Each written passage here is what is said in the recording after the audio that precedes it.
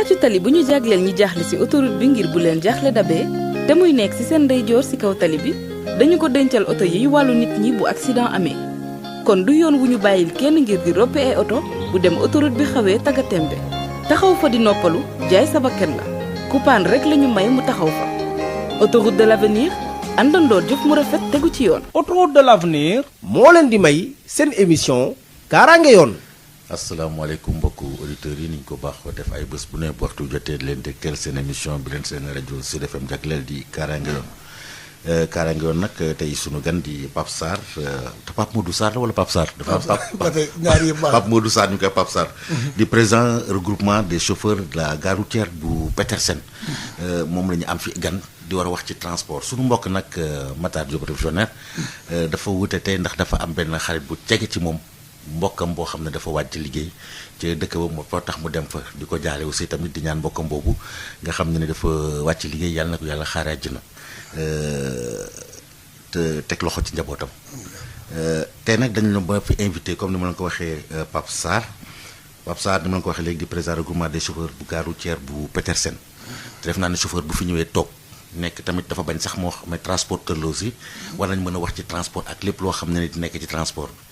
may jéggul nag mbokku auditeurs yi parce que tamit xew-xew bu weesu moo taxoon ba émission yu bëri ñu ko doon enregistré parce que tamit du ñëpp mënoon génn ñun mën def génn waaye am ñoo xam ne pour ñëw toog du yomb noonu moo tax ñu doon dem def émission yi mais nag reprendre na incha allah sa mbokk yi nga xam dañoon bëggoon participer parce que def nañ ci émission yu bëri yoo xam ne vraiment xaaral ma di ko rappeler rek ñu ci mel ni def nañ ci émission ak professeur Boy Diaw ci centre contrôle technique macha allah am na loo xam ne ruus na ci ne ministre bi dem na am na dogal yoo xam ne jël na ko am na loo xam ne tamit ñu koy waaj jël am na ay mise en demeure yoo xam ne defoon na ko ñi nga xam ne ñoom ñooy gérer centre bi et xëy na peut-être que dina am loo xam ne dina ci ruus dem nag ci mbon askanu transport. waxtaan nañ aussi tam ci état des routes amoon nañ ci invité di Babacar Senghor di directeur régional bu AGEROUTE Dakar wax nañ ci tali yi wax nañ ci autopont yi wax nañ ci li nga xam ne dem geeg dikk bi tamit am na émission boo xam def nañ ko. te ci émission boobu sax ba ma ko pare jokkoo nañ ci ñu wax ci renouvellement parc interurbain bi am loo xam ne te def naa ne tungu ne du teew ñi nag parce que yow tamit ci nga bokk. am nga ci oto yooyu te dama bëggoon mu leer ci mbokku auditeurs yi am na loo mu wax ne ma xëy na leerul ci mbokk waaye li ñu wax tam am na loo xam ne wérul te yow doog dina di nga ko gën a leeral mais balaa ñuy tàmbali dama bëgg ñu wax ci transport jóge nañ ci période boo xam ne dafa metti lool mu jóge ci couvre-feu. yéen ngeen dund ko c'est comme ni ko Sénégal yi dund ko mais nag def naa ni mu ko gën a méttee ci yéen parce que dafa am ay restrictions yoo xam ne amoon nañ ko ay mesures yoo xam ne war ngeen ko jël ñu demaat ba loolu ñu allégé léegi nee nañ de minuit à 5 heures du matin yéen nan ngeen ko gisee ak jàngat ban ngeen ci am Pape Sarr. asalaamaaleykum mbokku jullit yi mbokku taalibe yi mbokku auditeurs yi Sud FM. congaan ñu ngi lay nuyu. ñu ngi lay fay. di nuyu suñu camarade Matar di ko jaal mbokkam moom. am na itam benn dëj boo xam ne xaw ma yëngu ko Alsane am na benn sëram boo xam ne tey dafa wàcc liggéey. yëguma ko. waaw ñu ngi koy jaale Alsane. moom moo bokk ndey ak baay. loolu de moom tey naa war a dem bu Colobane mooy borom këram. dinañ jëm bi jëm boog di jaale ci ko. incha allah ñu jaal ko ci émission bi ñu jaale ko ci émission vraiment. waaw ginnaaw loolu gi ñu commencé ci waxtaan wi. di rafetlu tam woo gi ñu woo fii ñu fas yéene itam suñu kéemtulaay kàttan. fii sa kër la. waaw lu ñu mën a leeral. ñu def ko waaw. li nga wax nag maanaam ci transport su ñu nee transport nag lu yaatoo ngi noonu. lu yaatoo waaye nag li mu yaatu tool la boo xam ni mu yaatoo ni la beneen ñax. kon nag seetal ko moom ab liggéey bu métti. béykat dëgg moo ko mën def. waaw mu ngoog. li nga wax ci wàllu ñu ngi itam masawu di baal ci ñi nga xam ne dañoo faatu fan yi ci dëkk bi. ci événement yi jàll. ndax fukki nit ak nangam wala juróom fukki nit ba téeméer yu am ay blessé kon Sénégal yëpp am nañ. benn rek bëri na. massement fukk ak lu teg. kon nag ñu ngi koy jaal seen i mbokk. di leen ñaanal yàlla yërëm na jéggal leen. dem bëgg dikk bi sax am na luñ ci laal lu bëree bëri. gis naa sa vidéo statut bi ñu ci dóor waaye loolu fi mu nekk du émission bi. waaw léegi nag congaan boo nee transport ak mbas mi. mu metti mois de mars daaw la commencé woon ba mois de mars dellu si waat. te diggante bi ngeen yuuxu yu metti. mu metti rek. waaye nag dañoo wax ne lu dal ñëpp moom ku njëkk yuuxu da ngaa ragal ndax du transport rek la laal mais laal nañu ci ay côté yu métti li ñu doon gañeetuñ ko. parce que heure yi nga doon def boo ko fekkee da nga ko doon def am looy manqué le suñu wàññi heure yi dootu mën a nekk mais comme nag léegi dem na minuit ba 5 heures du matin. am na tuuti lu ñëwaat ba xam naa lii des du bari ñu xaar mu ñëwaat mais transport moom feebar bi moom. def naa bu ñu jëm ba 5 heures du matin mooy 23 heures ba 6 heures du matin. waaw ba 5 heures parce que 23 heures il faut ngeen ñibbi. doon jël client. waaw te 5 heures 6 heures du matin ngeen di mujjee 5 heures ba 6 heures ngeen di commencé waat. parce que xam nga boo départ ci gare routière bi. mu des 2 heures de temps mënoo ci dem voyage ñëwaat. moo tax bi mu nekkee 9 heures bu 4 heures jotee mbaa 5 heures. rek ngeen gaare jeex na. léegi client yi itam métti woon na ci ñoom. ndax ni métti ci ñoom mooy oto yi demoon bu ñu ñëwaatul moom dañuy am ay jafe-jafe. bu ko defee muy ñaari jafe-jafe. léegi oto yi te gën a bari ci oto yi xam nga oto yi am na yu bari bari ci transport. banque la ñuy liggéeyandoon booy liggéey ak banque léegi li nga waroon a verser banque bi su fekkee mënatul a mat léegi yow te bu fekk na ci nga waroon a dund day amaat jafe-jafe. amoon na ay jafe-jafe yu métti. mais état bi accompagné woon quand même. waaw accompagnement boobu surtout aéroport yi moom jàpp na ñetti weer. waaw même ñun sax ba ci ñun. waaye yéen ci taxi yi rek la yemul léegul. non interurbain bi ci urbain bi amoon na ak interurbain bi. mais taxi yi yeggul waaw ba léegi nag sotteegul. mi ngi dox ndànk dox bi nag moo xaw a yéex. waaw mais xaw a yéex na toog boobu nga am doxul. bu ko ne parfois yenn saa nga dem ñun chèque yi dafa jeex wala maa ngi gouvernance maa ngi fay dem man ci commission ba laa bokk. commission de régulation man ci laa bokk bu gouvernance mais mënoon na gën a gaaw waaye nag mi ngi dox ndànk léeg-léeg daal ñu am ñu laal am ñu leen jox bu dee interurbain 203 800. bu fekkee ni urbain la 150 000 bu dee taxi la 900 000 90 000. waaw mais ba tepp boobu mu yéex. waaw moom daaw ba ren. mars ba mars. màggalu daaw ke lañ ko commencé woon. bu fi mu ne xam naa bu fekkee ni fukki moitié lay war les points lay doon ci 4 mois 5 ci la ñu war a toll mais moom benn moitié moom jeexagul. waaw du ko nag li des bëri na loolu. waaw ñu ngi xaar nag te soññi gouverneur na moo ko yore. waaw ak directeur service des mines. moom tam mu ci commission bi la bokk commission bi la bokk. waaw ci ñoom ñaar ñooy patron yi ñoo ko jiite. ñun nag ñun ay acteurs lañ ci biir. yow pour sa xalaat lan moo tax mu yéex parce que ci commission boobu. affaire u xaalis la ci liggéey bi xam nga directeur service des mines Maguette Gissé def fi newoon nekk ci commission bi ba mu yàgg ñu changé ko. léegi noonu dégg naa ma nga Jurbel. waaw mu nga Jurbel. léegi ki newoon Jurbel ñu andi ko moom itam. bi mu ñëwee moom itam day delluwaat ginnaaw commencé waat en service. mais fekk na fi ñeneen. waaw du moom rek a nekk ci commission moom moo ko yor moom lañ ko joxaat. gouverneur adjoint bi moom itam bu ñu naan Ndiaye ñu yóbbu ko Saint-Louis jël beneen adjoint bu nekkoon Ziguinchor andi ko moom itam mu jëlaat place ko ci commission bi ñoom ñaar ñëpp ñu commencé waat loolu andi woon aare bu yàgg. yéen wàllu wu leen ko fa sonn de. parce que bu mbas amee nit ñi war a sonn commission di liggéey. war a def lu gën a gaaw jaral leen sax ñu def yeneen météo mais moo gën a gaaw parce que dimbali nit koo xam dafa nekk ci ba at ba at dellusiwaat. dañu ni ak parce que ça pose problème. ak lakk boo koy fay da nga koy fay ci sawara waaye bul fal ab doom. waaw bul fay ab doom. ñu dimbali ceeb bi joxe woon nañ ko fii waaye boobu itam urbain interurbain bi la woon waaye urbain bi bokk ci. ndax urbain bi am na lu ñu moyen mocce ñu ciy daw interurbain nag dañ ko arrêté woon. ceeb boobu nag moom daanaka 80% yi daal moom jot nañu. mais moom jeex na léegi yaakaar naa parce que déggatuma ñu ko séddale fenn. non ceeb bi moom pour Sénégal gi yëpp la woon. te ngeen am na bokk tey suñu wàll non Sénégal mais c'est-à-dire yéen ñi nga xam ne seen liggéey dafa am loo xam ne ay tolof ñu leen ci jàppale nit nag boo koy jàppale ci loolu. dafay gaaw daa war a gaaw parce que booy olu nit nag day gaaw. yéex daaw ba ren moom. te yow mi nekk ci commission bi yow tamit ci lañ dóor yi ngay bokk parce que bu ñuy dóor tam dañuy dóoraale. waaw commission bi nag ñu boole gën ci boole mooy dañ fa teewal suñu secteur. kon am leen fa njëriñ. ah kay parce que dinañ wax li ñu war a wax. waaw moo tax ngeen war li war a am ak nañ koy doxale moom la ñu mais ñun li ñu war a wax dinañ ko wax. làbbali baax na. dina tax njàpp mi gën a gaaw. voilà. dina tax njàpp mi gën a voilà léegi ñu ñëw ci yeneen point loolu ci point la boo xam ne ndimbal bi ci la bokk parce que tamit lii dafa xew. waaw te loo xam ne duñ ko sàkku mu ñëw dal suñu kaw état bi amoon yéene jàppale leen ci jàppale boobu nag moo am problème donc loolu la ñuy wax noonu. ni boo koy dimbali da ngay gaaw. parce que tamit boo koy secours itam da ngay wax voilà ñu dégg ko noonu.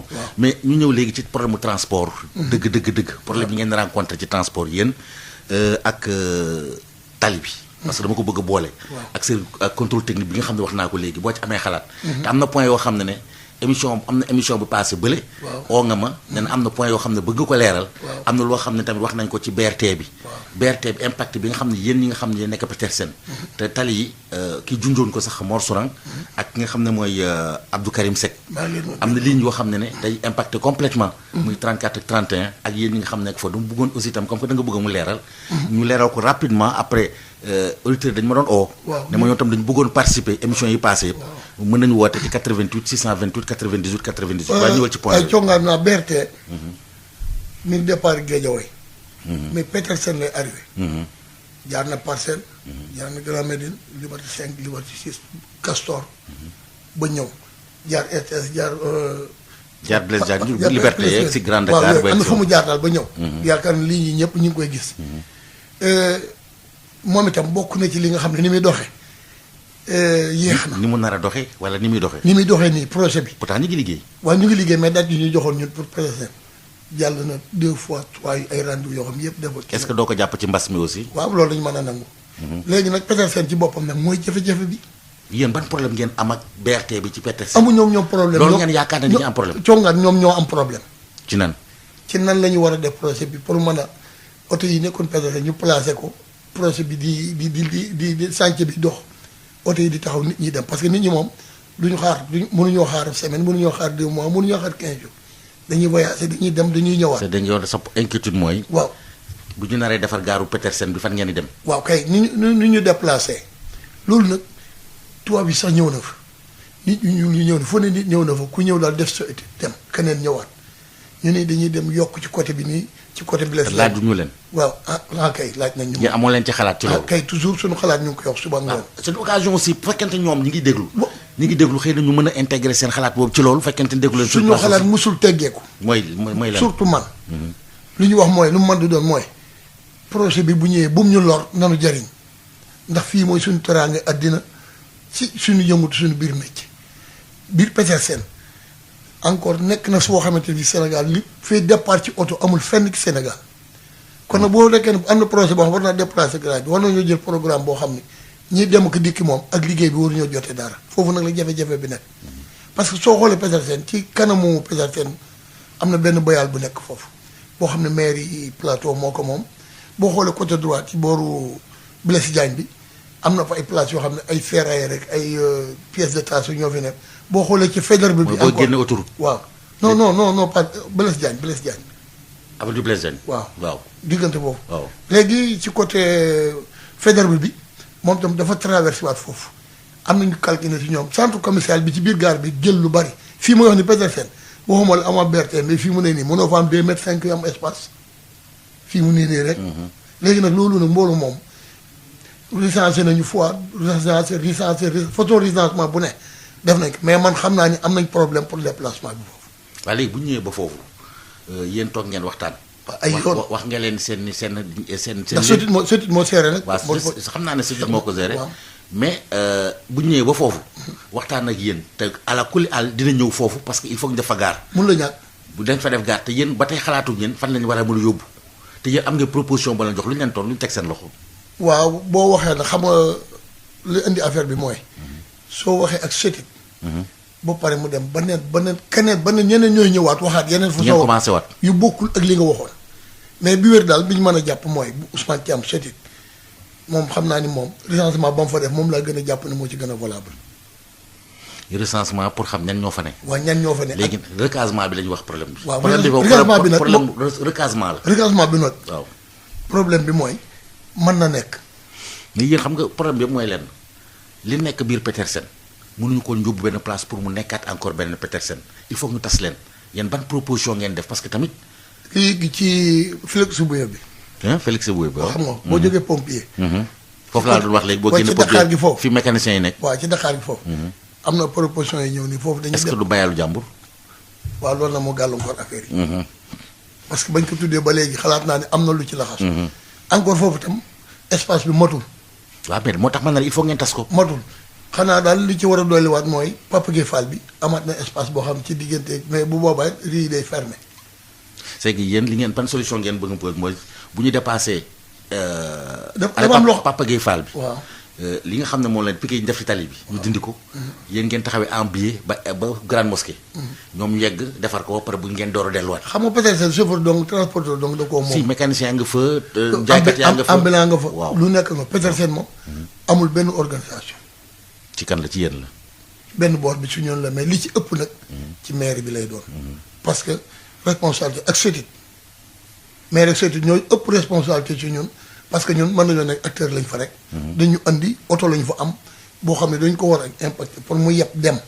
yeb ñëwaat waaye nag am na yoo xam ne nag moom am na yoo xam mënuñu fa àgg suñu compétence àggul foofu. léegi nag moom SOTUD. dina jël engagement maire yi dina jël engagement mais SOTUD ak maire yi ñoom ñaar seen waxtaan ak seen bokk toog di tëral dina sa ko nocc day manqué lu muy am. mooy waral yenn saa yi bu maire tëralee te àndu ceeg sëtit du dem sëtit bu ñëwee tëral programme moom te àndu ceeg moom du dem parce que kenn mënul dem bàyyi moroom. saret lay nekk léegi nag Petersen beneen bi affaire bi ci des Papa Gueye Fall bi buñ ko fermé Papa Gueye Fall bi. ba agsi ci rond point bi foofu mën na jël oto yu bari leneen li ci des mën na dem ci Félix Gouye bi garage bi ñu vide ñu def ci parce que centre commercial bi. mais Félix Gouye mënul jël oto yëpp. boo mën am na lu mën a jël rek. parce que bu def naa ne yéen il faut que ngeen am 3 garages. waaw ba pare séddale oto yi. Dakar yëpp fa am départ. wala moo tax ma il faut ngeen tas ko. parce que tata yi.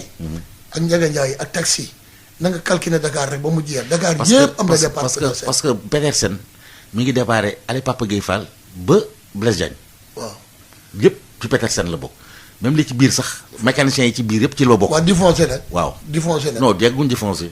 waaw défoncé mooy Blaise Diagne digg entre Blaise Diagne ak Petersen. waaw mooy défoncé foofu mooy défoncé. foofu nag titre foncier la. mais bu ngay wax sax Félix Gouye boobu matul titre foncier la. pourquoi demul noonu. waaw mais négociation la mën na leen ko louer parce que xam nga. titre foncier moom état ko ëpp doole. lu mu bëgg a jël moom bu ko bëggee jël bu koy jël. yéen da nga bëgg xel état mu jël titre foncier jàmbur. man na nekk te mënu ko louer. te mënu ko louer pour un certain temps. mu def négociation rek boo xam ne. je pense que loolu dañu soulever un débat mais je pense que. jafe na daal parce que li tax mu jafe mooy date bi ñu joxe mu jàll ñu jëlaat beneen.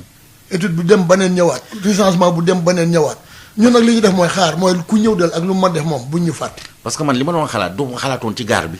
mais lignes yi nga xam ne dañu ko nar a supprimer 31 bi 34 bi. BRT bi nag congaan BRT bi waaw dafa am fu muy jaar mais am na fu mu dul jaar parce que BRT bi bu déparé.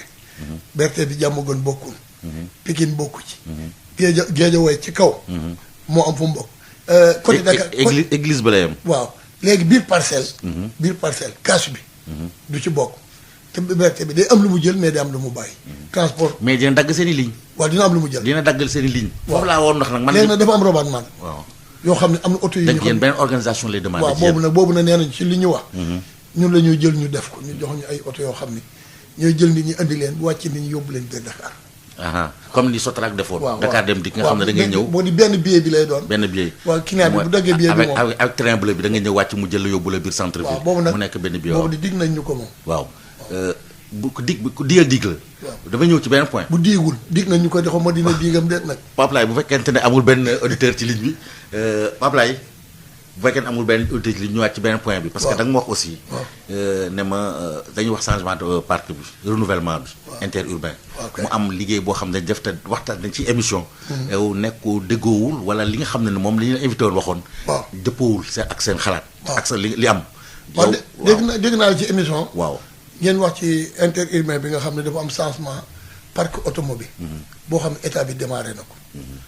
am na 30 minibus yu nekk boo maraîcher yu daw Dakar Touba kon ubbi nañu interurbain bi mais nag interurbain boobu bi ñu ko ubbi comme ni ñu ubbee woon urbain bi la parce que ki ko géré presque benn bi Métras moo ko géré moom moo def financement bi. xam nga ñoom li ñuy wax dañu toog yow suba teel rek ñu gis ministre bi ak ñi nga xam ne nekk ci gare routière bi ñëw ñuy def remise. loolu nag du doon ñëpp.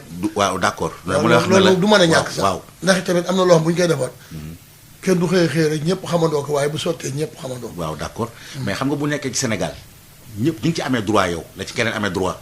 waaye ñëpp du ci xaj. waaw d'accord. parce que nii intérêt maa lay wax ni. di nga bàyyi ma dellu ma ñëw. waaw dama ne la ñëpp di nga ci amee droit laa ci amee droit keneen am ci droit. dañuy wax ne am na bis yu bees. nii ak nii la lii moo tax nga mën ci am képp koo xam ne am nga wala mën nga ko nga di nga déposé ñu door a sélection. ku ci mais waaw ñoom li ñu wax mooy. dafa am ñoo xam ne sax dañ leen oo. te amuñu apport ñu jox leen ko. ñu yeewu suba teel gis ko ci gare routière bi ñu leen def remise ak le ministre amul benn information bu jàll loolu laa bëggoon mu leer. loolu nag jàpp ma ne am na. lan moo am. li am mooy oto yi ku soxla daa am ay conditions yoo ci amee lii njëkk mooy da nga ubbi compte ci métrage versé fa sa 2 millions 500 boo amee 2 millions 500 nga am agrément bu bees bi. loolu pour am oto ñëpp xam nañ loolu. mais bu bees bi ngi ci wax léegi te la communication amul ci loolu. waaw agrément bu bees bi la parce que am na ñaari oto yoo xam ne bu fi na dawul seen borom amuñu agrément bu bees parce que agrément bi da nga koy renouveler ancien bi du ko dawal. comme permis bu xonq bi la parce que këpp kaaraange bi. këpp kaaraange Pape Sarr ni mu éliminé ni mu jeexalee permis bu xonq ni la jeexalee agrément waaye ji nga projet boobu congaan amul ma Samba ak ma Demba amul kooku mën a am ku mu la am ku bokk ci secteur bi te war nga cee mën a am mais conditions yi nga amee mooy na ngay jaar ci yeneen projet la nag du changement parc automobile changement parc automobile mooy comme tata yi da ngay indi benn oto boo xam ni car rapide la wala super mu am licence urbain nga jël ko ñu jox la tata bu bees bii nag amul nga indi oto xaalis nga Pape Sarr bële ba ñuy def communiqué nañu ko bëggee amee renouvellement de parc da ngay indi apport bi mooy nga indi benn Ndiaga Ndiaye wala nga indi benn car rapide changement ñu valoriser ko muy changement waaw bii nag waa d'accord projet interurbain yàgg na fi am na jamono joo xam ne sax gis nañ Mbaye Gueye amoon na ubbi oto minibus yu mu indi woon présidence temps boobu Omar Diouf moo fa nekkoon gis nañ sax directeur transport routier ñu def remise de clé wane oto yi oto yi nag loolu fa la commencé fa la waaw non boobu dégg nañ ko fa la commencé fa la mais bu fekkente ne dafa la xam ne loolu ci état la jógee bu dee benn privé la mën naa comprendre mais loo xam ne ci état la jógee ñëpp war ci yem Pape Sarr dégg ko keneen dégg ko ñoom loolu la ñuy ngañ conga maîtresse état la mais ministre bi dafa dem pour ba muy dem lu mu wax mooy ministre bi moom def na remise de clé pour ubbi ligne bi mais maîtresse du état maîtresse banque transporteur yi la ñun ñoo ko moom ku am agrément ku ne am nga accès kan moo piloté dossier boobu maîtresse banque la mais am na dossier boo xam ne kan moo ko pressé l'état xam nga nit du ñëw rek même maîtresse Kanté dafa am financement moo xam fu mu jëlee financement moo am financement 4 milliards am ku dem ca moom te remplir say conditions di nga am ci oto yi parce que oto yi ligne Touba moo ubbi des na Kaolack des na Thiès des na Tamba région yëpp benn bu ne ligne bi dafay ubbee comme ni mu ubbee ci Dakar. yow nee nañ ma dañ la jox oto te amuloo apport. dëgg la wala dëgg. déedéet loolu nu mu demee noonu dafa parce que il faut mu leer. parce que man ki ma jox information dafa ne ma. dafa juum dafa ne ma Pape Sarr dafa tëdd këram ñu oo ko ne ko kaay oto ngi nii. loolu yomb benn apport loolu daay yomb. comme que nag yaa ngi fi moo tax ba muy démarré man ne tungu ne du teew ñu ne taal yi wax ma lu mu demee. coongaan loolu daay yomb. Pape Laye bu fekkente ne. barke Seexul Xadim 2 millions 500 laa versé indi samay pièces rempli samay conditions ba mu mat bi may ñëw na damaa fekk benn oto des ci ma verse ko ñu jox ma ko waaye toog sama kër ñu woo ma ne kaa jox la oto. loolu lañ ma wax. loolu daa yomb loolu mënut a nekk. waaw jàppandiwul loolu wax moom toxal naa ko teg ci sama gis ji te lii moo nekk. ba léegi oto yi def naa jeexul premier temps rek moo demoon. waaw 30 yi rek moo génn. 30 moo génn te ñaata la au total. waaw mi ngi ne 150 oto. léegi pour bëgg oto am ci oto yooyu nan la ñuy def. nga verse 2 millions 500 am agrément transport carte agrément bu bees. xam nga man agrément bu bees boobu nga wax depuis sànq. waaw agrément xam naa ne agrément mais gisuma changement parce que fi mu nekk nii. ba da ngay dem renouveler ndax agrément yi dañ ko. xam nga moo tax man ne la dafa am problème de communication. xam nga bu ñu nee renouvellement permis changer permis communiqué nañ ci ñëpp xam nañ di koy changer xam nañ ne carte grise yi dinañ ko changer mais ñi nga xam ne seen oto yu bees yi ñëw. importation wala yu bees yi lañ jox carte yu bees loolu xam nañ ko mais bu dee vraiment pour agrément bi demaat Cap Trans vraiment man communication bi dégguma ko fen ndax moo am parce que xamoon naa yu bees yi léegi nag aussi man bu ma bëggee oto damay dem ñu ne ma non parce que nee nga ma léegi am nga xam ne bokk na ci yéen mais oto mënul daw parce que amul agrément bu bees. waaw agrément bu waaw auto transport fii mu ne nii waxuma la oto yu bees mais beneen oto boo mënoon di am bala ñu ko def mutation di nga présenté agrément bu bees bi comme permis bi bu xong bi ni mu jeexee ni la agrément bu njëkk bi dafa jeex. dañ ko supprimer. parce que Cap Karange moo indiwoon projet boobu ci ni boo amee agrément maire Omar Youm ci projet de loi bi mu defoon moo indi woon ci ne léegi agrément bu jeexee bala nga ko amaat parce que dañ ko bëgg a segg parce que ñi am agrément te waruñu ko am daa bari. non mais boobu mooy bi mu defoon waxtaan bi mu defoon. yaa ngi woon fekk ca Méridien. fekk nga mais boobu ba tey nekkul en vigueur waxtaan la woon ba tey fi mu nekk nii. mais waxuñu ne exactement waxtaan parce que li mu àndaloon dafa bëri. mais projet de loi non projet ba tey mais est-ce que mu nekk en vigueur. ah mi ngi nekk en cours de. ah non ñi koy def mais c'est-à-dire que kenn déggu ko. ah kay. non dina ñëw. xam nga daa pareegul rek. man léegi yaa am wax ci bureau bi dama il faut nga am agrément bu bees. fan nga koy amee ngay jaar Cap Karange man xaw ma ko woon li nga xam ne xam nañ ko mooy li nga xam ne moom la wax léegi ñu jëloo téere ba pare doon ñëwaat léegi téere allo allo allo Pape Laye dafa mel ni ki dégguma de amul retour. waaw léegi xam nga congaan agrément boobu boo xoolee agrément ni ko Sénégal noonu doxale dañoo dem ba ci biir ñu mun ñu metti ñu maanaam agrément gën a yomb carte d'identité gën a yomb permis gën a yomb lépp te waroon a jafe parce que agrément yi moo lay permettre nga mën a def transport. justement moo tax ma wax la ne agrément bële bu fekkee juumuma ne woon nañ dañuy dem ba nga xam ne 500 000 francs pour nga appui dafa am durée temps et puis pour ñu vraiment parce que am na ñoo xam ne vrai. léegi sax boo renouveler boo présenté wul carte grise bu sa tour nekk duñu la renouveler. boo defar carte. doo sa carte grise boo xam ne sa tour moo ci nekk duñu la defar ak duñu la renouveler sa agrément. waaw loolu moom ci projet bi fi mu ne nii. xam nga loolu moom doy na waar parce que fi mu nekk nii il faut que muy leer. xamul tax ñu mën xam ko. xamul tax luñ ci jublu. dañoo bëgg a génn ñi ci bokkul ñi ci bokk féete. non loolu wax nañ ko moo tax sax ñu doon jokk ak kii bi mais du noonu da ngay toog ba àgg rek nga yeewu suba teel ne Pape Sarr am nga information bi demal keneen demal te nit ñi xamuñu. mais loolu moo tax nit ñi di ngañ xam nga nag aussi. nit boobu mais congaan Cap Kaaranga mi ngi ci internet bi yaa ngi koy lire suba ngoon. Cap Kaaranga yaa ngi koy lire. déggoo ma ne la Cap Kaaranga di joxe information mi joxe même bu fekkente ne carte grise sax am na information boo xam jotoon ak ñu ne ci 1er janvier bi lay tàmbali. ba tey tàmbaliwul. dafa am retard rek ak mbas. waaw mais retard nit dañ koy wax xam nga ñii di liggéey di def pour ñun bu fekkee ne def nga communiqué nit ñi xam ne ne lii différé nañ ko loolu mooy normal mais duñ toog ba yàgg rek nit ñi xamee ko ci wala ma oo Pape Sarr di ma wax loolu ñu ne benn ak benn di ko xam c'est pas normal du noonu même bu fekkente ne du état bi Cap Kaaranga dafa war a communiqué Cap Kaaranga ba mu fi toogee ba léegi gisuma communication bu mu def lépp li mu def ñu wax ko direction de transport routier moo ko def wala mu nekk si Cap Kaaranga communiqué wul donc finalement dañuy ñëw rek mu dem noonu.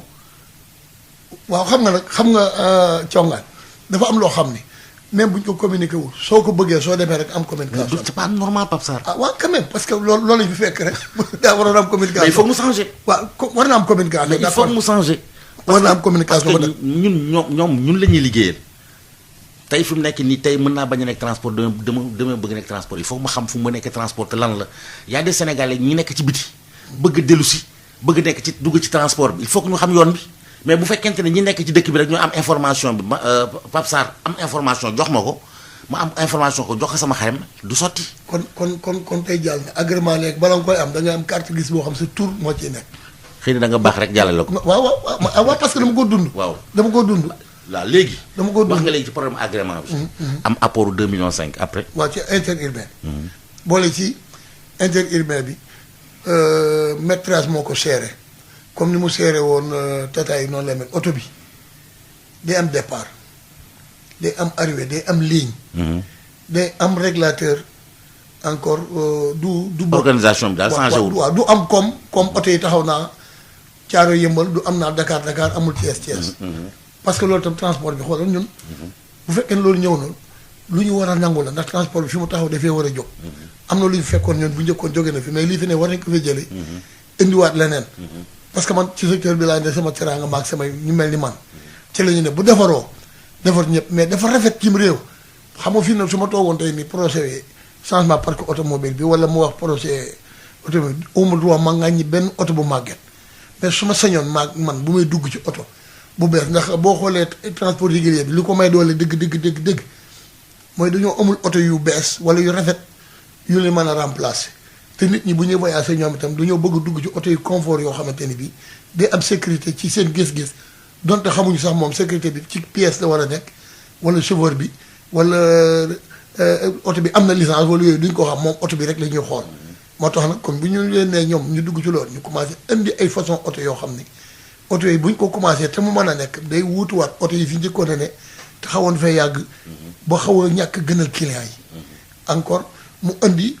xam nga oto bu amee ay at yoo xam ne ay ñaar fukki at fanweeri at su maar day taal di laay wax waaye saa bu sogee rek day metti oto bu bees mooy ëpp chance boobu te oto bi mujj ñëwit bu du fekkee transport dafa am yu ci waajal yoo xam ne du am ci oto bu njëkk bi kon xam naa projet bi bu jógee loolu ci lay bokk ba ne bi ci la secteur bi ñi nga xam dañ cee nekk ñoom itam man nangu naa daa ko wax ci li ñuy laaj 2,5 millions dina seer xam nga lu muy seer ñi 2,5 millions jàppandiwul ci ñëpp surtout chauffeur moom boo nee 2,5 millions rek moom génn nga ko ci projet ndax chauffeur yi moom ñi si dawal mën a am 2,5 millions. mais nag lebal ko fa lebal da ngay lebal ko mën a fay.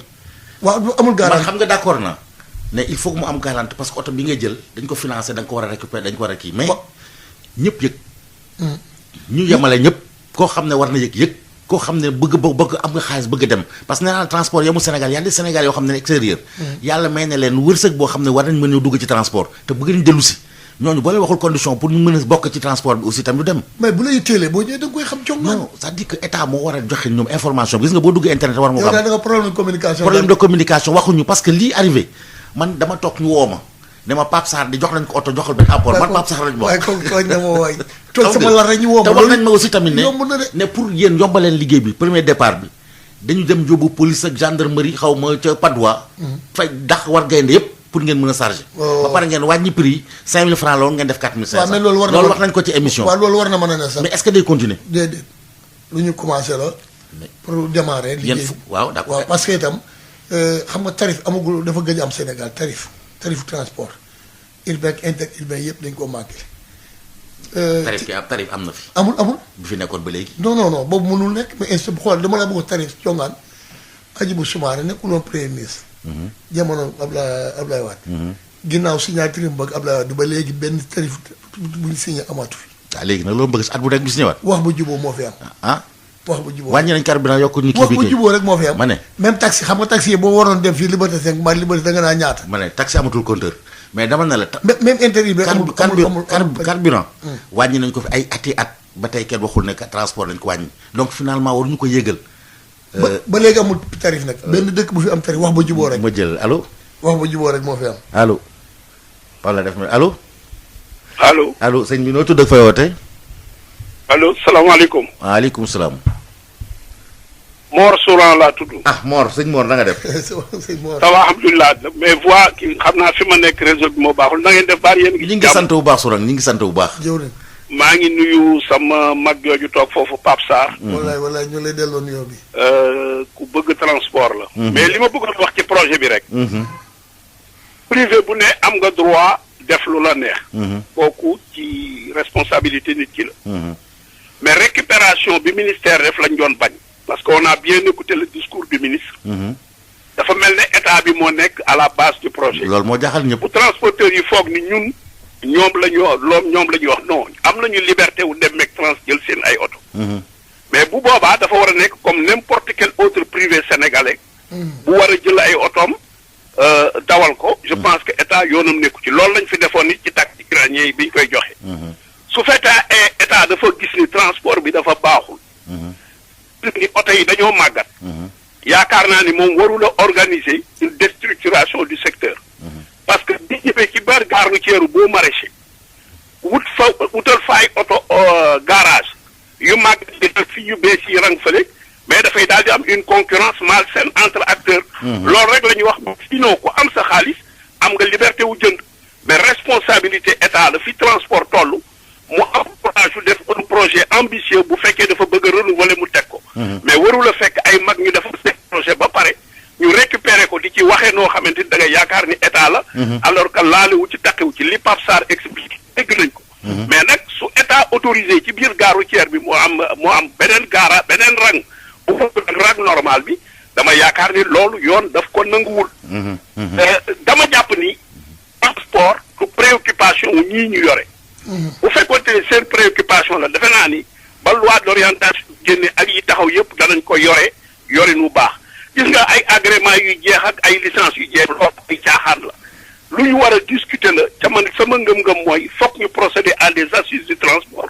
encore nga toog defar transport mu normal. mais préoccupation wu état bi daal gaw ma ni fi mu transport la. loolu rek laa ci bëggoon a wax congaan. waaw di féliciter Pape Sarr seen initiative privée. ma xam ne rek état warul la def récupération parce que ku ko dégg da ngay yaakaar ni ñoom la. mais loolu lañ yaakaar bien entendu le discours. mais Mor Souran Mor. allo. waaw daa mel ni dem na. mais daf mel ni dem waaw justement parce que ma ko bëggoon laaj parce que dafa bëggoon bële passé bëggoon insister ci affaire BRT bi ak li nga xam ne wax nga ko ci. ma defoon ndax seen xalaat dafa dëppoo wala daf ci am beneen gis-gis. mais xam naa bu fekkee mi ngi dégg dina ñëwaat. allo waaw duñu jël ko allo allo allo. ji nga congaan. waaw Mor. moom doomu transport la sax. Bamba Sourang mooy way juróom. ni mu ko waxee dégg naa noonu mais am na ñu am erreur ci projet bi man projet bi man gisuma ci état bi nee naa la Métras moo am financement am di financé mënoon laaj ndax. xam nga état ak Métras ñu def man Métras état la wala du état. mais xam nga liy tey xel. xam nga remise clé bi nga xam ne Mansour Faye def na ko rek. d'accord mais yemul foofu. xam nga boo marché oto nga fay départ. ku leble nag ki yor xaalisam di leble nag ku mu wóolu lebalu ku mu wóolu du la. mais dégg ma ne la. parce que amul garantie. xel dina tey parce que bu fekkente ne chaque fois. oto yi dañuy rang boo marché di dem. léegi ñëw ci boo marché tegal leen benn kii boo xam ne pour seen départ ba pare dem encore yamuñu foofu dem fi nga xam ne moom la war gaynde dem ñu xeexal leen tegal leen fa pour ngeen mën a yab pour ce premier jour là la day te xel day tey. war ngeen ne ma wurul daw benn yoon. waaw mais d'accord moom mais projet ama lu mën moom bokkul. loolu waruñu woon xaar ba remise bi pour def loolu. bu ñu ko doon def tout le temps ñu mën wax ne accompagner wuñu leen. ba léegi ñu ngi daw parce que oto yi léegi seen liggéey doxagul mais premier jour bi. accompagner leen ci loolu arrêté foofu ba pare client yi dem foofu ba pare ngeen wàcc place Touba bi 4 au lieu de 5 000 ngeen def 4500 loolu nag bu fekkee ne def nañ ko ministre bi ñëw taxaw ak ses collaborateurs duñu yaakaar ne état ngi ci. état moom moo yilif lépp état moo yilif lépp mais xoolal wax naa métrage moo mu am financement. non leer na xam nga leer na ba pare. leer na état du ca leen waaye ku la wax ne itam daa am ku toog kon ñu toog nga dem rek ñu la kaay jël oto wala ñu koy wax que ne amul ki koy joxe Kanté la tudd mooy directeur banque. Mamadou Kanté. waaw banque bi métrage la tudd. soo demee ci moom mooy moo yor xaalisam mooy jëndi oto bu la wóoloo lebal bu la wóoluwul du la lebal. amul garantie. boo joxee 2 millions 500. doo garanti oto doo garanti kër doo garanti. xam nga lii apport la 2 millions 500 xam nga lii. waaw dafay tax loo xam ne du tey la. dafa nekk dafa amaat. bus yi nga xam ne mini bus yi nga xam ne yóbbu nañu ko palais présenté ko président de la République xam nga ñu bëri yaakaaroon ne état bi la mais c'est pas l'état parce que benn promo moo jël. est-ce que duñ ko doon présenté rek président de la République présentation rek. non présentation rek. président dina génn ñëw taxaw ak collaborateurs yi ñoom ministre beeg ñëpp taxaw mais du remise de clé de. non si. non remise de clé boo maraîcher la amoon mooy ministre bi jël clé bi jox ni kii jël jox na la foofu jox nañ ko bañ taal oto bi ci boo juumul. gis naa ko biir palais ñu jël oto yi teg ko ba ñu am ay oto Toyota. ba ñuy wax problème privé fa la yem mais ba tey c'est un privé. mais état bu demee loolu c'est pas la première fois c'est-à-dire que état xamoon naan amoon nañu projet boo xam ne gis nga projet bi ñu piloté woon pour bus yi. état ba mu koy kii dafa communiquer. la transport privé ku ne am na ci droit. congaan tey bu la neexoon fii ci suuf si defee nga am terrain remplir say conditions def yëpp yi nga bu ubbi garage fi di liggéey mooy gare routière privé yi état bu proposé mais xaj na. jàppandiwul ci Dakar parce que boo amee ay oto do Mbaye Sarr am na gare privé. déggoo gare boobu. Thiès am na sax gare privé. Thiès am na. yow mën nga ko am boo jaar ci boo remplir say conditions transport du lu kenn moom amul benn buntu. man daal li ma d'accord mooy. mais nag am na ay normes yoo xam ne ci nga war a mën a jaar nag ba mën a am sa mbir bopp def sa liggéey li ma d'accord daal mooy yemale daal. kon da ngaa gis ne yemale am. li ma gis bokk. ci liñ la wax. li ma wax ak li ma gis lenn li ma gis. waaw parce que bu ñu leen joxee oto wax naa la ko léegi bu ñu leen joxee oto mu nekk privé dañ koy wax mu dakk sa mbëxloo bi bu tuuram jotee mu dem mais bu ñu la defalee benn côté comme li Mor Sonan waxee léegi ba pare ñu dem fi nga xam ne moo leen di concurrencer ñu yóbbu fa takk der ñu dem taxaw ne oto du fa taxaw nit ñi dem leen fële ngeen dugg ci oto yi accompagnement la loolu kenn mënu ko def loolu état. donc nag ku ko waxul di ko joxoñ. waa urbain bi fii man Petersen gi ma nekk Ndiaga Ndiaye ak Tata yi bokkuñu départ te ñoo bokk lii man am naa lii ñu Tëngéej am bu Parcelles am bu Guédiawaye am bu Kër Massar Tata yi am na ko mu am ko c'est-à-dire oto façon oto bu ne mën nga ko taxawal kii naa bu ñëwee mooy xool oto bi ko arrangé mu dugg. non xam nga dañu wax mais du ñu questionné dañu ne oto yi ni ñu ko boole xoolal su fekkee ne dañoo jël oto bi teg ko bii bu màgget la bii bu bees la bii procès la nangam oto ma ne boo ñëwee Petersen tey bu la neexee taxi ngay dugg bu la neexee Tata ngay dugg bu la neexee Ndiaga Ndiaye ngay dugg bu la neexee car rapide super moom ngay dugg te yëpp ñoo bokk lii mais loolu ba léegi mën naa nekk. est-ce que am na ñu leen di concurrencer foofu à côté. waaw yëpp. mais yéen bu leen accompagné woon defal leen ni ñu def boo maraîcher pour minibus yi. man ne la am Petersen rek moo am boo maraîcher. client bi bu ñëwee bu ko neexee mu bàyyi fi oto yu bees yooyu dem jël cette place bu ko neexee mu bàyyi ko dem jël ci minicar yu yàgg ya moo xam bu ko arrangé bu ko neexee mu dem jël biis moo xool oto bu ko neex mu bu ko arrangé mu jël. Pape Sarr loolu moo war a am na. Pape Sarr mais nag nit ki doo ko ne tey nag ci lii nga dugg nag. wala doo dugg Pape Sarr da nga àtt ci loo bokk. xam nga fi mu nekk nii. man yàlla def na la nga am ci oto yu bees yi. man mii ba ma doon demee jëli fi nga xam ne sax clando la mu nekk Padois wala mu nekk feneen. boobu moom kenn waru faa ñu tëj ko. waaw ne ma demal boo maraîcher. oto màgget nekk fi oto bi nekk fi ba pare prix bi nga xam ne oto bële di nga ko defee bu màgget bi def 5000 bu bees bi ñu wàcceel ko mu def 4500 pour ma dem Touba du ma jël bu màgget bi c'est-à-dire que foofu la fi mu nekk nii da nga dóor doom làq doom c'est-à-dire que man noonu laa ko jàppee da nga dóor doom làq doom. loolu coogaan fi nga taxaw mënu ma la fee jëlee parce que taxaw nga fi. voilà kon nag fekk ma laa fekk sa ngëm-ngëm. voilà waaw fekk naa la gëm nga loolu ba pare xam naa mënu ma la bousculer ba nga jógee fi nga taxaw. waaw mais bëgg laa wax ne la am Thiès am Touba am Kaolack am boo Petersen moo am boo maraîcher kii naa bu ñëwee daal mooy xool oto bu ko arrangé mu jël ko te loolu moo war a am. mais kii naa kenn du ko conditionné. waaw léegi ñu ñëw ci benn point parce que waxtaan bi ngi dem waaw d'accord bu fekkee amul loo yokk ci côté boobu mais oto bi sax tur ñaata leen revenir ñaata leen ko lebal ak ñaata ngeen di fay. oto yi ñu ngi ko leblee 17 millions 350. ngeen di fay ñaata. 420 000 par mois. de wax ma la ñaata ngay fay globalement xam nga ko calculer nga ko xam nga ne 17 000 nga jënd bi 23 millions ngay fay wala 22 millions. non 17 millions 350 000 ngay fay pour 5 ans. non 17 000 ñaata lañ leen ko joxe 13 millions wala. non lii lañ la ko joxe 17 millions 350 000 lañ la ko. 17 millions lañ ko joxe loolu ngay fay. moom ngay fay si 5 ans nga koy fay comme total yi 5 ans ngay fay 5 ans moom projet moom tam moom nga ngay fay. xam nga bu fekkente ne dañuy wax ne oto bi. temps lay jar 2 millions 500 kilo apport la. non dañ leen ne oto bi lii lay jar oto bi li la koy lebale taux bi lii la ñaata ngay fay oto bi kay jarul loolu. mais c'est-à-dire que oto bi li mu jar ak bokk taux bi. laa bëgg a xam oto bi li mu jar moom ak te man toppatoo. te gëstoo loolu man liñ ma lebale laa xam. oto bi lebal nañ ma ko 17 millions maa ñëpp nag. ma ku ci am ak ku ci bëgg a am. 17 millions 350 000 moom koy amee contrat bi yaa ngi koy. signé pour 5 ans. waaw waaw. te différé 45 jours la. 45 jours 45 jours jamono ji 45 jours def naan wala ñu yokkal 3 mois. waaw parce que bu ñu dajee mbas mi. ba léegi nii si jënga oto yi am na coow nii. mais amagul départ. boo xam ne mel na na war a mel. cette place yi seen yëpp moo gën a gaaw bu oto yi bees yi moo wax la loolu. parce que mooy gën a teel a fees. waaw non bii 12 places rek la. waaw oto yi 12 places la plus chauffeur bi muy 13.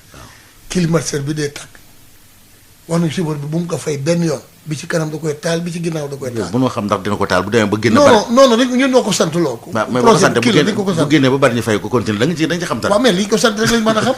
chaque jour ngeen sant gars yi duñ ko def. waaw mais nga santaane rek. boo ko santaane ko deful nga xam yow sant nga ko li nga wax nañ ci centre technique contrôle technique bi. waaw léegi jongaan dafa am lu ma gisoon loo xam sànq ni bi may ñëw. benn accident boo amoon ci autoroute à péage bi. waaw mooy bi ñu wax ci suba ne am na ñett yu ci faatu. waaw yem naa ci mooy citerne bi ak kii bi nan nu mu demee noonu. ak biche bi. waaw dama leen fekk ñoom ñaar ñu dankaloo daanu ci suuf. te ñoo bokk yoon bi ñu jëm. waaw ñoo bokkoon fi ñu jëm. ñëpp ngi jëm Dakar. ñoom ñëpp Dakar lañ jëm si woon. muy lu ma xool nag sax loolu nu mën a demee mu jaaxal ma. xanaa kenn dafa freiné kenn dal ci kawam. waaw loolu dafa kii damay calculer nag ci ni ma gis camion bi dal ci biche bi mu dal ci glisseur bi glisseur yooyu nag dafa nooy parce que bañ ko laalee ñoom dañoo ànd ak moom ñaari oto yëpp génn daanu. waaw yooyu kat fu mu glisseur bu mu fekk oto yooyu. waaw citerne ak camion. waaw ak bus. ñoom ñaar a ànd. ah non loolu fu mu fekk moom foo xam ne sax GBA yi da ko fay léegi jëlee. nag dogal bu amee dañuy ci adressé yàlla ba noppi. doogu andi cuune ak doomu aadama muy conducteur.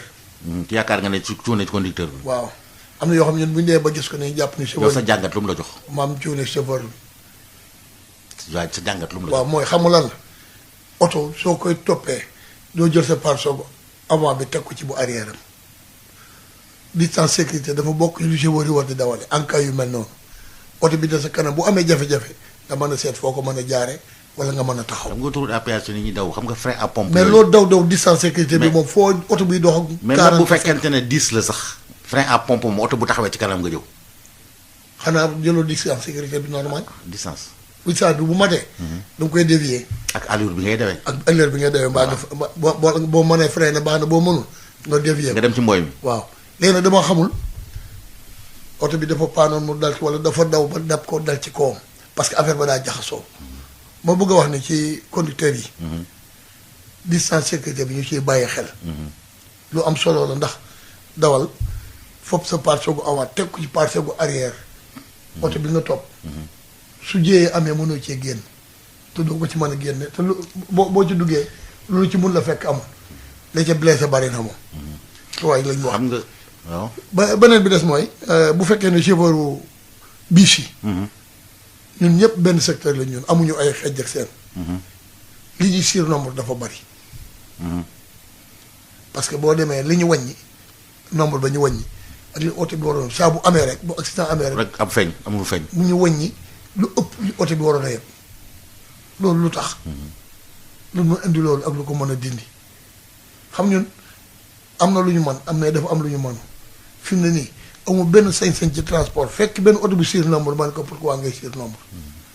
amul benn droit ci chauffeur def leen lu wóor de ma laaj ko permis wala carte grise comme ñi nga xam ne ñooy police ak gendarmerie surnombre bi ak yenn infraction yi ñoom ñoo ci war a bàyyi. mais nag yenn saa yi boo leen jàppee syndicaliste sa bokk syndicaliste ñoo jub compagnie Matar yeeg ñeneen ak ñeneen. non day fekk mu tegu ci dëgg rek waaye lu nit di ci nit mu bëgg loo fekkewul nooy xamee dëgg la wala du dëgg. dama ne oto bu surnombre kay aju fekk. dama ne la ñi lii kaa chaque fois syndicaliste yi yenn saa yi ñëw taxaw ne dañu kii te loo fekkewul dañ la nettali rek yenn saa yi parce que ku nettali yeey chauffeur bi ñu jàpp dañu taxaw nettali loo xam ne da nga naan kële moo tooñ te fekkewoo ba pare nga jug dal ci kooku. waaw léegi nag day fekk loo xam ne nettali sa gént ak sa géntu morom day jafe. te de waaye nag day am lu jaadu loo xam ne koo gis xam ko. xam nga yow da ngay basé wu ci liñ la nettali. waaw fekkewuloo yow saa yi ñëw rek dal ci alkaati bi wala nga dal ci gendarme bi li mu def tegu ko fenn.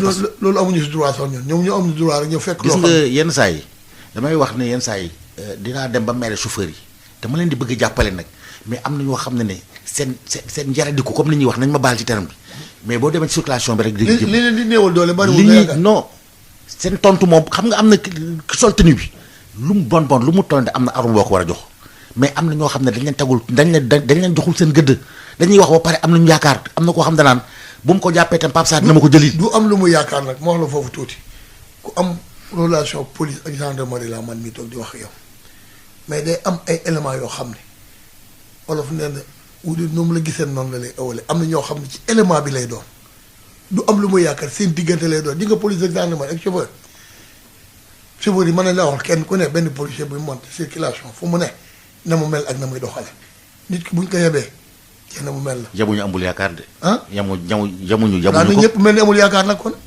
na ñëpp mel ni moom bu ñëpp mel ni moom ñu jox ko cër bi jox ko moom ñëpp jox ko ñu partage ko waaye nag boo melul ni moom mel na neen boo sens que boo nga jël sa cër nit moom su dañu bukki bu demee waxambaane ca doxeen wala solu tëni def li ko war a lépp ñëw taxaw am na noo xam ne boo seq ak chauffeur wala nga doxal moom cër boobu la waru ci man bi may dawal car mos naa dem Thiès benn am lu ma wax benn policier nekk ki toog sama ginnaaw siiwul policier mu ne ma yéen joxul leen policier yi seen cër man ko jox nañ ko kii moomu joxul cër bi mu war a joxuma ko bosam nit nag kenn ko ne am na lu moom chauffeur am na cër de dafa am cëru boppam ba mu am. yenn chauffeur yi am nañu cër.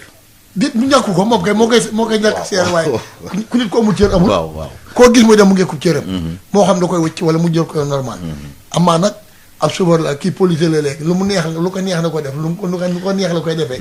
loolu nag mooy indi ay jafe-jafe jeex tamit xam nga léegi nga wax léegi ci comportement bi ak li nga xam ne defee mais ñi nga xam ne mooy yor clando yi nekk ci booru BHS jël yoon bi jël Liberté 6 conduite bu ñaaw la ñuy dawal course bi ñuy def tali bi te def naa ne kenn du leen redressé yaa ngi wax léegi ci clando yi. dañ fa warul daw sax far. ñoom dañoo warul sax daw bay def lu ñaaw ak lu rafet ay minicar yu ñu réformé rek moom lañu andi foofu boo demee di nga fa gis LG gis fa KL gis fa ëpp oto Tamba sax MT sax da nga fa gis ñu fay daw loolu nag li may faral di wax dëkk bi ñu waa dëkk baa ngi fi ñu bokk ci man ak yow mais am na loo xamante ni bii day am fa sa compétence yi am li ma la wax léegi su ma neexul te wërta am ma xam ne wërta am waaye ni ma ko xamee am ñu ko xamee noonu te ëpp ma daraja ak maqaama ci ne du daw ñu bàyyi leen ñu fay daw amu ci lu ma mën a seetaan lu dul ndax ñuy dawal oto ay chauffeur lañu am nañ permis mais oto bi ñu dawal moo valableul pour daw foofu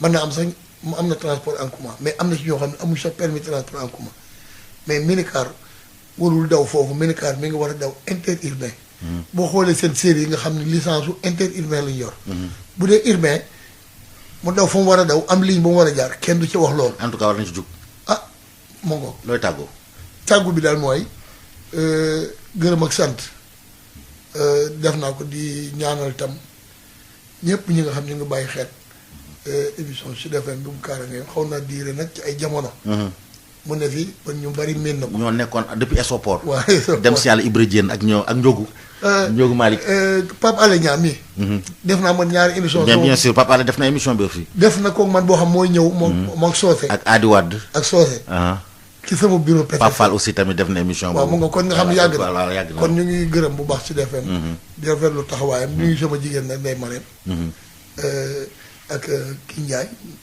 moo def journal bi Birahim Ndiaye waaw di nuyu ñëpp ñi nga xam ne ak ñuy diglu nag seen auditeur maa ngi diglu sori na fépp ci àddina ñuy ñëpp di leen gërëm di leen sant di rafetlu bu baax a baax taxawaay jërëjëf mu doon Pape Sarr di président regroupement des chauffeurs bu gare routière bu Petersen ñu doon wax tamit ci point yi ma bëggoon wax yi bëri na waaye li comme li olof di wax na li duuf ci nag bi xajul ci cin li xajandoowul ci cin li dañ koy def ay pàcc dinañ ñëwaat incha allah def ko mais bëgg naa aussi tamit te ñu xam ne comme ni nga ko waxee oto yooyu du pour loo xam ne rek ne pour ñenn la des na ku nekk mën nga ci am condition bëggoon nañu aussi tam neen nga bëggoon nga ñu wax ci autopont yi ak leneen ak leneen mais malheureusement jot gi moo ñu ko mayul di joxe rek rendez-vous beneen yoon di delloo jànk di jàll sunu mbokk di sunu xarit Matar Diop ci xaritam bi nga xam ne dafa wàcc liggéey yàlla na ko yàlla xaaj na suuf fu mu tëdd yàlla na ko am na benn syndicaliste bu gaañu bu ñuy wax Xaali Ngom ci Ndengleer kooku tam ñu ngi koy jaale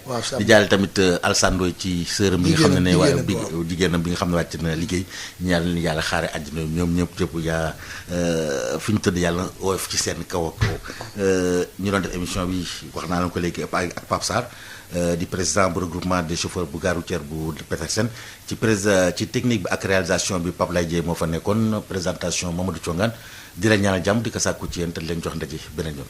xew-xew buy bett te bépp dawalkat ragal ko ci autoroute bi muy paan lu ci bare du tàggoo ngir sàmm seen kaaraange ak dund yeneen dawalkat yi woote leen ci numéro bi ngeen dul fay dara di 800 00 20 39 ngir ñu tàggat dimbal leen ba ngeen mucc bu ñu lëngee seen oto dañu leen koy yóbbul sa garage bi nekk Rufisque ci sortie 9 ngir yeneen oto yi mun dem ak dikk ci jàmm ci biir autoroute bi ak yoon yi mu lëkkaloo. autoroute de l'avenir moo leen di teggi juróom fukk ak juróom ci téeméer bu nekk ci li ngeen war a joxe ci lëng boobu fayal leen ko ànd ñun ñëpp def li war ci biir autoroute de l'avenir. autoroute de l'avenir moo leen doon may seen émission kaaraange yoon.